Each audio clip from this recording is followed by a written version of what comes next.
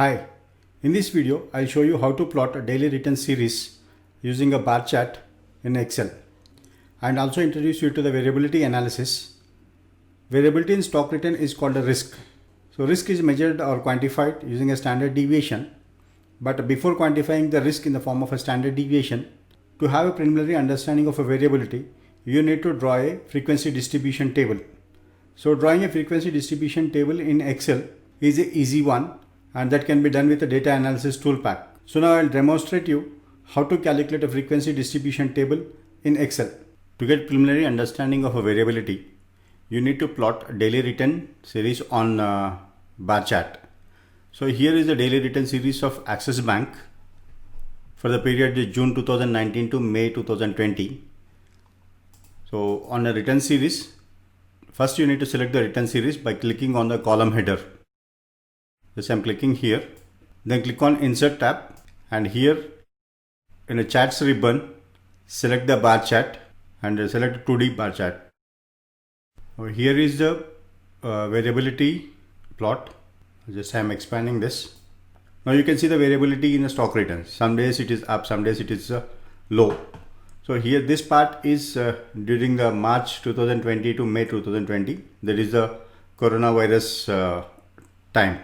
This plot gives some basic understanding on the variability, but this variability is in a graphical one, so you need to quantify this. For quantifying, first we start with the frequency distribution table, then we calculate the risk of the stock.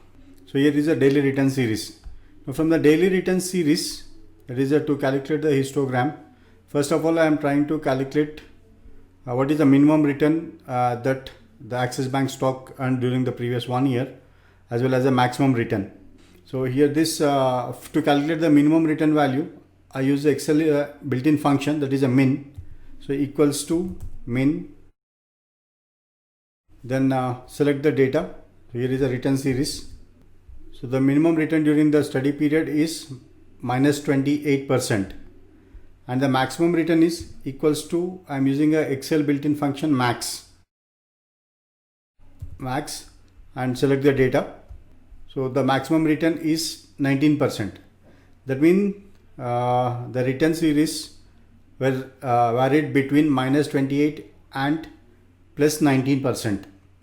So to calculate a frequency distribution table in Excel, we need to create a bins. So Excel will accept a bin range. That means the upper limit of the class interval is considered as the bin. So to create a bins, it is an arbitrary, and it is up to you to choose the class interval. So from which class interval to which class interval the bin should be. Let us say here it is from minus 28 to plus 19. I decided to create a bin range starting from minus 20 to plus 20. So first class interval will be minus 28 from this to minus 20 is my first class interval. So here this is the upper limit of the class interval, and second will be minus 20 to minus 15. Likewise minus 10, minus 5, then 0, plus 5, plus 10, plus 15, plus 20. So you need to see that your bin range should contain, or to get all the values of your return series. So suppose if my bin range is minus 20 is upper limit, so this will accept all the values less than minus 20, that is our minimum value is minus 28%, and the upper limit is plus 20, which easily accommodate 19.41, that is the upper or a positive return. So once you created a bins, then click on the data, then go to the data analysis. So if you do not find data analysis ribbon here, then watch my video on how to install data analysis, and using that you can install the data analysis tool pack. This is a Excel built-in tool pack which you have to manually install. So here I already installed the data analysis tool pack. So clicking on a data analysis tool pack, then from the data analysis different analysis tools, you need to select the histogram. Select histogram and click OK. Now here you give your input range. So starting with the daily return, and select the data, then click on the button to get the value. Then bin range. So select the bin range where your bin is there. Bin, here is my bin range. And if you observe, the daily return and a bin both has got a headers.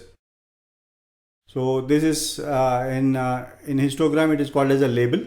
So select the labels, because you have a label for a closing price returns as well as a label for a bin. And then select the output range. So in output range, select this. I'm selecting this as my output range. Then select the cumulative percentage. Click OK. So here the histogram or a frequency distribution table is ready. So here is your histogram. Now if you observe this one,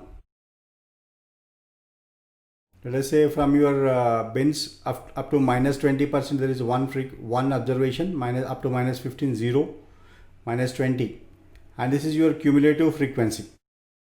Now majority of the observations or return series are in between minus 5 and 0, that is 53%, and 0 and 5.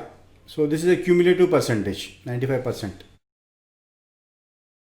Right? So the highest probability is, that is the price is ranged between minus 5 and plus 5. In the sense, if you consider this is a 95%, and below 5% is 5. So around 90% of the observations range between minus 5 and 5%. This is how you need to plot the histogram, or you need to draw a frequency distribution table. So thank you for watching the video. Hope this helps you to draw frequency distribution table.